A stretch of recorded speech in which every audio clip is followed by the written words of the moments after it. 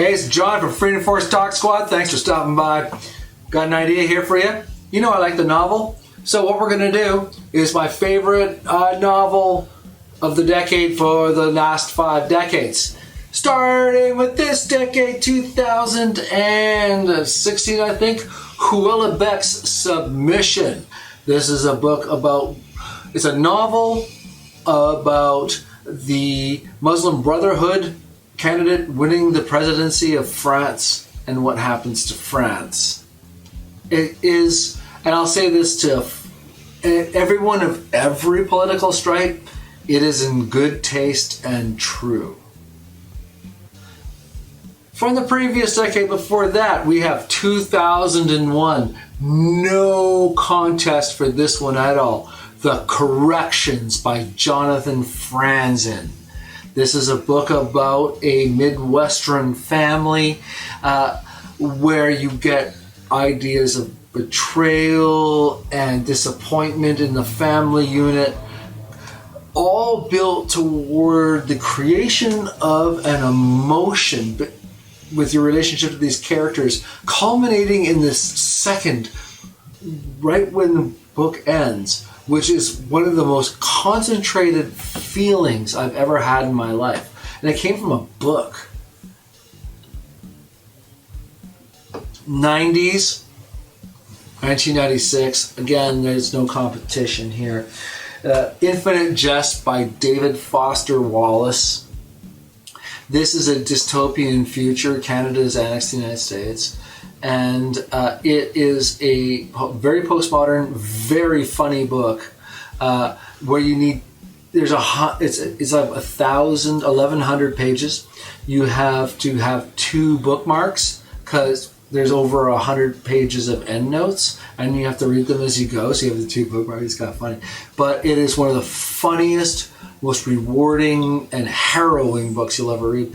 And it concentrates in this place in Boston where there's a upper middle class boys tennis academy a few miles away from this halfway house for an NA clinic in a post-apocalyptic, like it's, the world is really effed up. And one of the things that's huge here is how there is a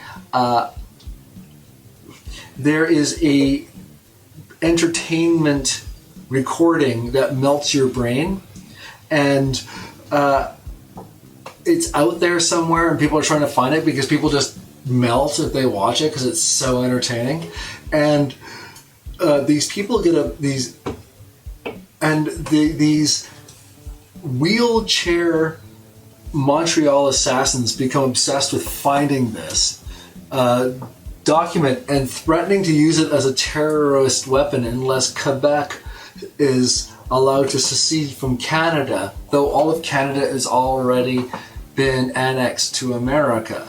And why they're in wheelchairs, that's a whole beautiful story you can discover by reading Infinite Jest. It's a really beautiful, incredible, exquisite masterpiece.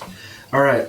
Now, for the 1980s, I'm going to give it to a writer that has fallen hugely in my estimation in the last 20, 30 years. But this novel is,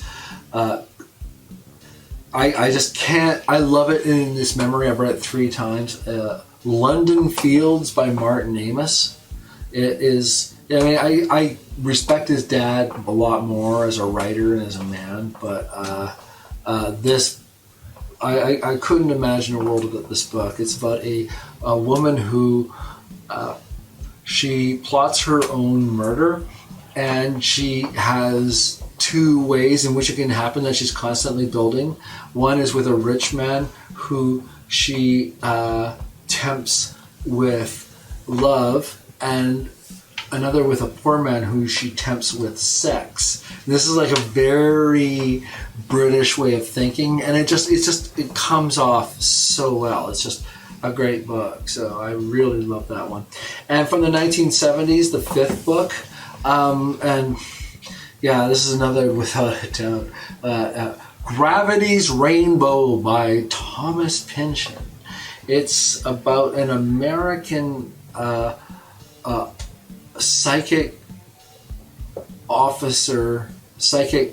department officer of the intelligence department of the military during World War II, stationed in London, and his name is Slothrop, because he's kind of like a hilarious idiot, lovable, and he though comes to realize that World War II is a controlled experiment by behavioral scientists, and just jets from his position. And this is about when World War II is winding up, like in like very early 1945, like late 44. And he's just wandering around Europe for a couple of months and just seeing the results of this controlled experiment.